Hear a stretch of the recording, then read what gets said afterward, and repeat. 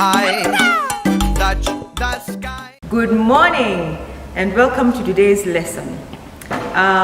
For those who don't know me, my name is Teacher Koi and I will take you through a very interesting story that we find in the book of Genesis. Long time ago, or maybe in God's timing just the other day, there was a couple that had two boys, two sons. And the sons grew up together. You know, like you and your brother, or your brother and your brother grew up together and they used to play together.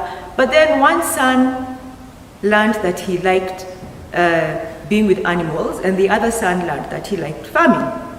And so as they grew up, of course, their parents taught them, you know how parents teach you things. So the parents obviously taught them how to worship.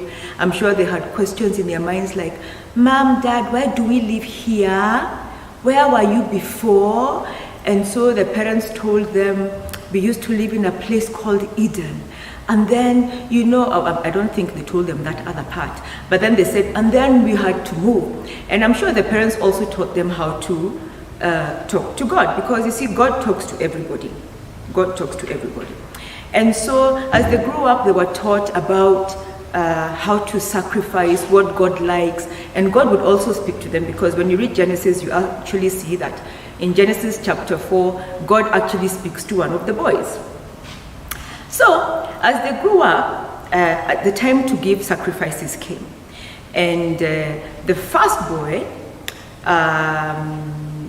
whose name was Cain, decided that he would bring to God some of his food from his shamba, from his garden. And so he brought the sacrifice to God. And Abel, who is the one who now loved working with animals, decided that he would bring some of the fat from the firstborn animals from his other animals. Let me just put it that way, you know, so that you can understand. So the Bible tells us that when God looked upon the sacrifices, he preferred Abel's. He doesn't tell us why he preferred Abel's, but he was pleased with Abel's. And this made Cain very upset. Now, when God saw that Cain was angry, he was like, Cain, what is the problem? Why are you annoyed?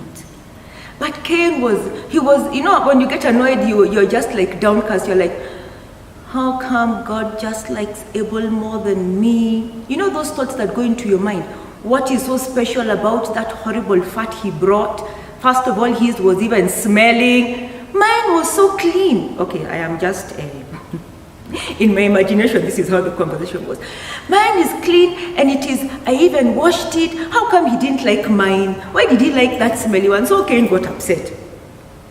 And God told him, you know, Cain, in Genesis chapter 4 and verse 7, we can probably read it. He said,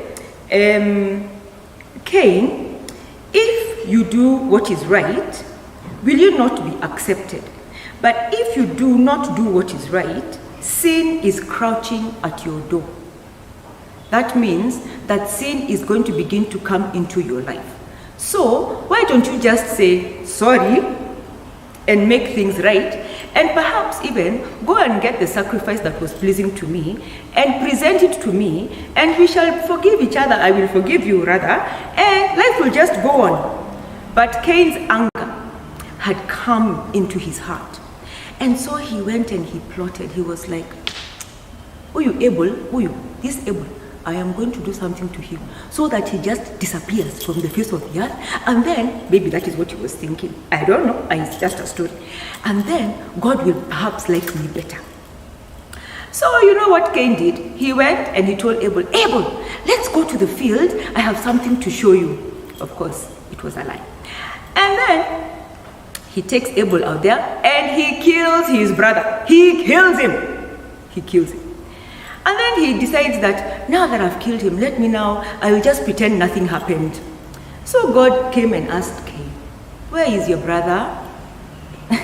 Lakini you know God anakuanga funny. He's asking him where is his brother, and of course he knows where his brother is. Alafu Cain ako tu hapo. Now Cain now also becomes rude. You know how sometimes when you're caught doing something